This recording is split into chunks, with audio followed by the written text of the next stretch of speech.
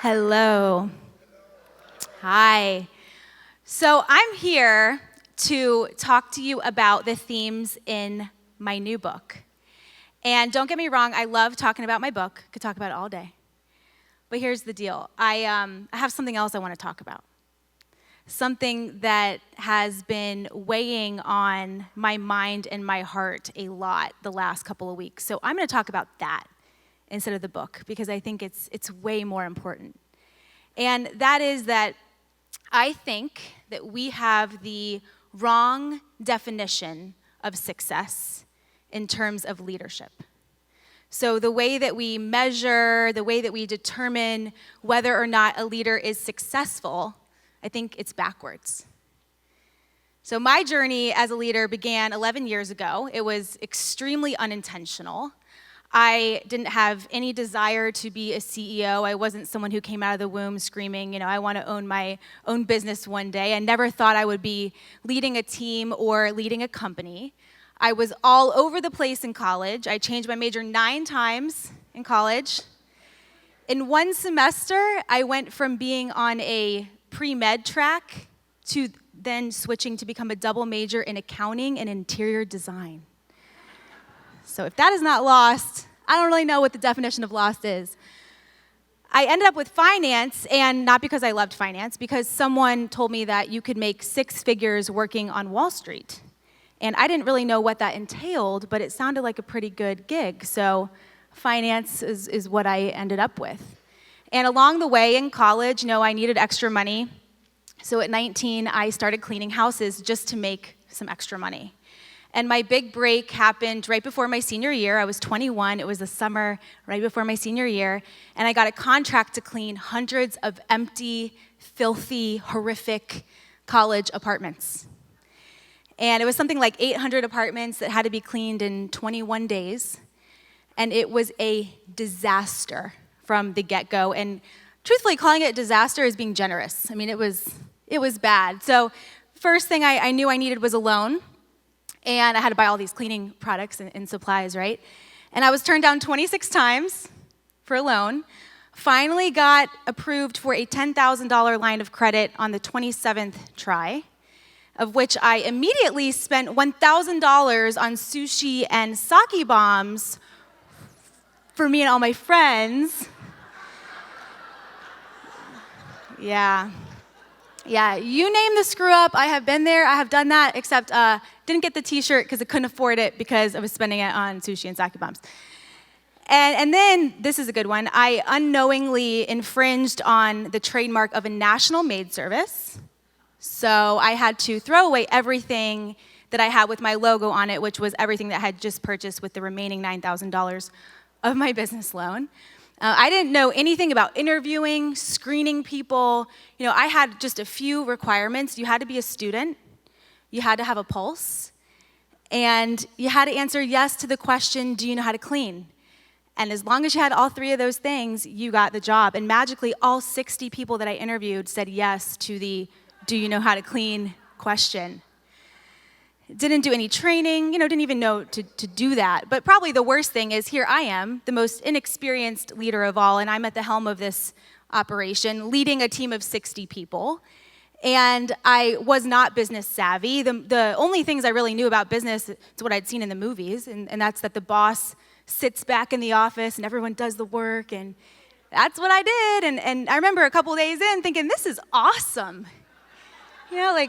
My feet were propped up. I was eating lunch. I was getting lunch ordered in. I was checking Facebook. And I was thinking, I'm getting paid to do this. This is the dream. And, of course, it was a very short-lived dream.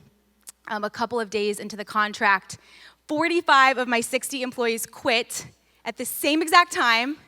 They walked in and they just said, we're done. We don't want to do this anymore. And just in case you ever find yourself in this position, you should know that you cannot Google what to do when 45 people quit on you. There is no answer in Google for that kind of a dilemma.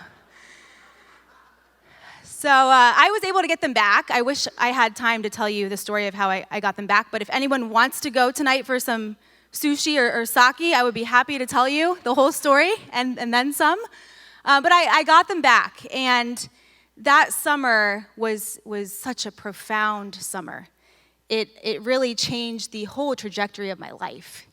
And it's what made me excited about business and excited about the challenge of building a company and leading a team. And ultimately, it was the reason why I turned down a job in finance to stick with Student Maid, my business. And now it's been 11 years, and we have employed thousands of people over those 11 years. But what that summer also did for me was it instilled a fear in me. And that fear was, I don't want people to quit. I don't want people to walk away. I was scared to death of losing people. And I made a goal. I became obsessed, and I mean obsessed, with becoming the kind of leader that people did not want to walk away from. That was my mission. And it was really hard. I was up against some crazy odds because in the industry that I'm in, we have a 75% turnover rate. Cleaning toilets is not fun. It's hard to make someone feel valued and significant and important and inspired when they are scrubbing tile grout with a toothbrush. And we have a 15% profit margin. That's the average for the industry. So there's not a lot of money for training, development, raises, promotions. You can barely afford a competitive wage. So you've got work that's not fun. You've got pay that isn't great. And then I made the genius decision to hire students. And now everyone in my company is not a student. If someone fits our culture, they absolutely get hired. But most of our team members are students. And that means that they view this as a temporary job. It's a stepping stone job. It's a part-time job. They're in school to become engineers and educators and doctors and scientists and investment bankers and maybe CPAs who can also design, your house. I don't know. But the point is they're in school for something, and this is just a way for them to make money and get themselves through school so that they can then graduate and move on and do that thing that they wanted to do. So how am I supposed to keep people when when those are the odds that are stacked against me and the cards that I've been dealt? Well, I was obsessed. I would go to the bookstore every single Friday.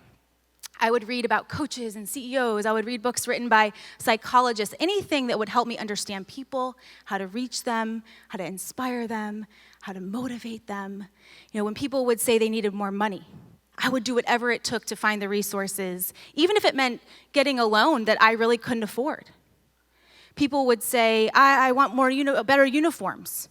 And I would do it because I was afraid that if I didn't, that maybe they would quit. People would say, hey, I had to get another job. I'm going to have to leave Student Maid. And I would beg them to just work one shift a week, so that I didn't have to actually say that I had lost them. It didn't count if they were still working one shift a week. I had one person graduating and she was moving to Tampa, and I actually said, we can just open a location in Tampa. And I'm surprised no one called the police and reported a hostage situation because that is what was happening. I was holding people hostage. And every time that I would check my email and I would see a resignation letter or 2 weeks notice, it would crush me. And to my core, I would say to myself, you're a failure. You suck. No matter what you're doing, it's not working. And your company's terrible. You can't even afford snacks in your office. You're never going to be able to keep people. And this was the internal dialogue that went on all the time, every time someone resigned. And it's because in all the books I read, it talked about how the best leaders keep people. And we measure retention. And it's about attracting and keeping talent. It's not about attracting and then losing talent. So I thought that I was a failure. And as time went on, I got better at realizing, there are some people who just need to leave. The people who don't live the values or who break your trust or who aren't ethical, those people need to get out, and they need to get out fast. And I was fine with telling them that they had to go. I didn't used to be fine at it, but I eventually got okay doing that.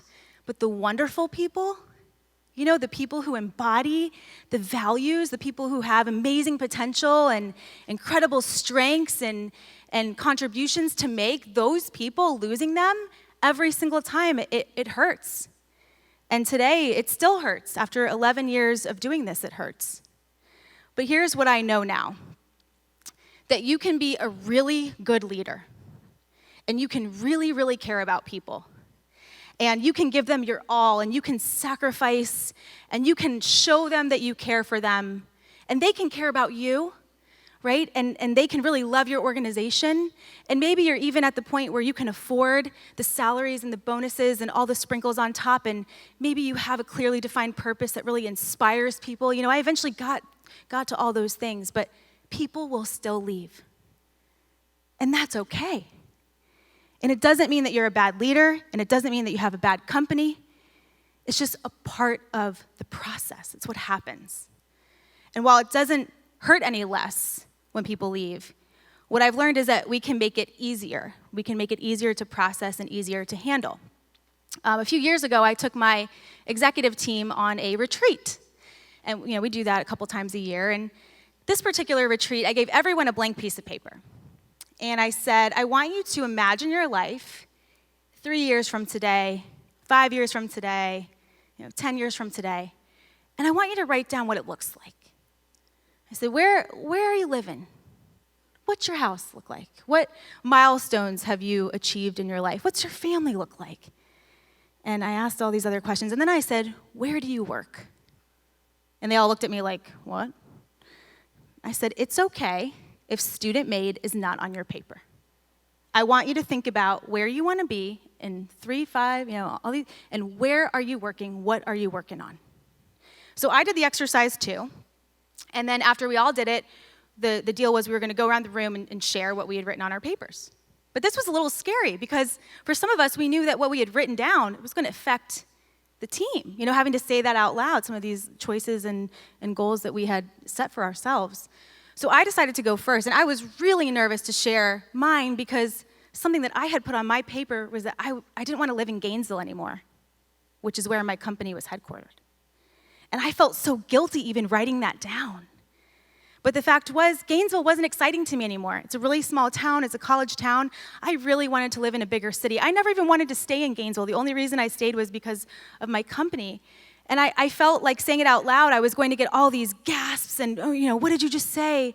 But when I said it out loud, no one did anything. They said, yeah, we're surprised you've stayed here this long. And it was just like I got to take the biggest sigh of relief, and we all went around the room, and some people said, I'm here for the long haul. I love it here. I love my job. I'm not leaving. I'm not leaving Gainesville. One who leads the operational side of Student Maid, she said, I want to move to Portland.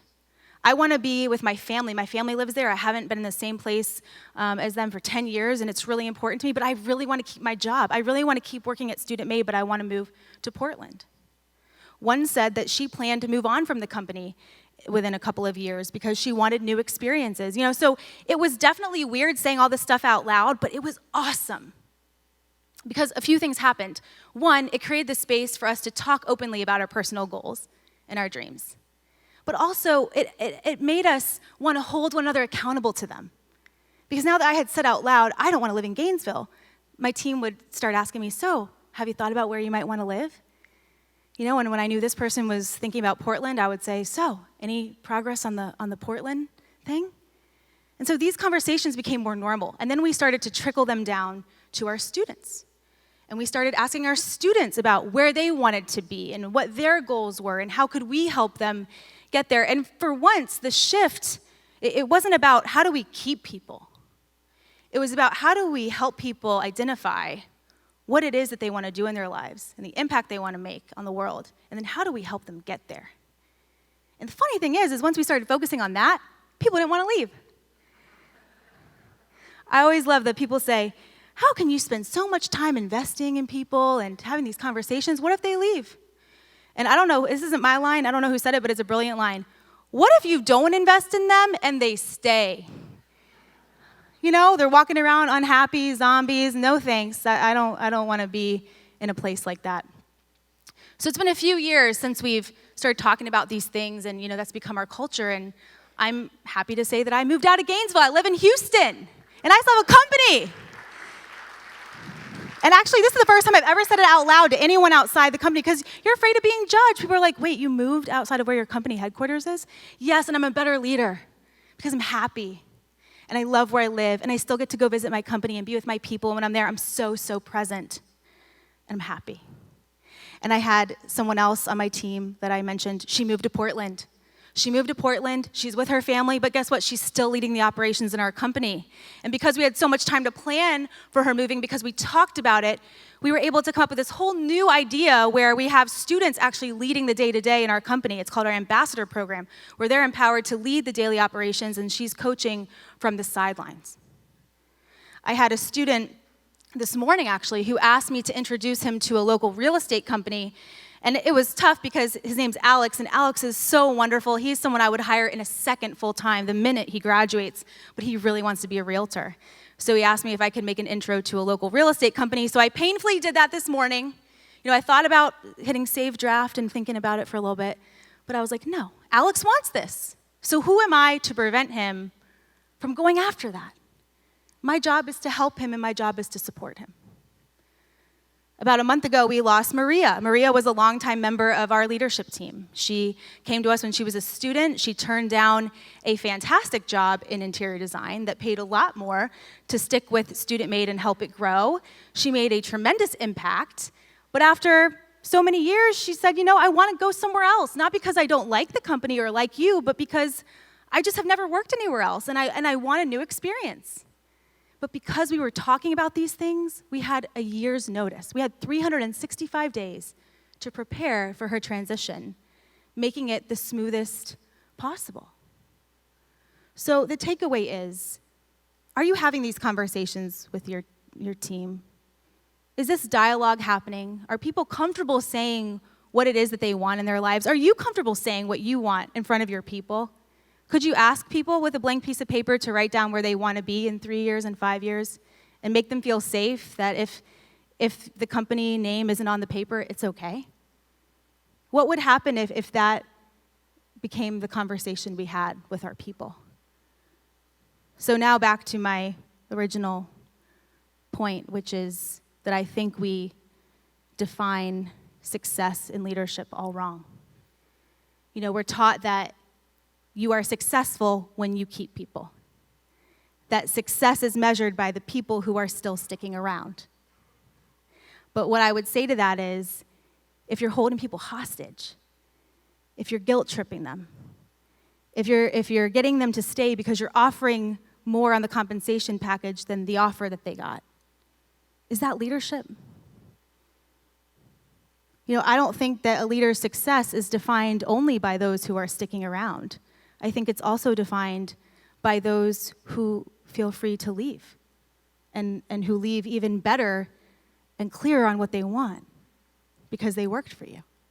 They worked with you. So if I could go back to 21-year-old Kristen on the day when I set that goal to become the leader that people didn't want to walk out on, I would say to her, Kristen, no surprise, but you got it wrong. There's going to be a lot more of that. No, but I would say, silly, leaders do not clip wings. Don't be the kind of leader that clips people's wings. The best leaders help people get their wings. And then whenever they're ready to use them, you stand back and you watch them use them. Thank you so much. Thank you. Thanks.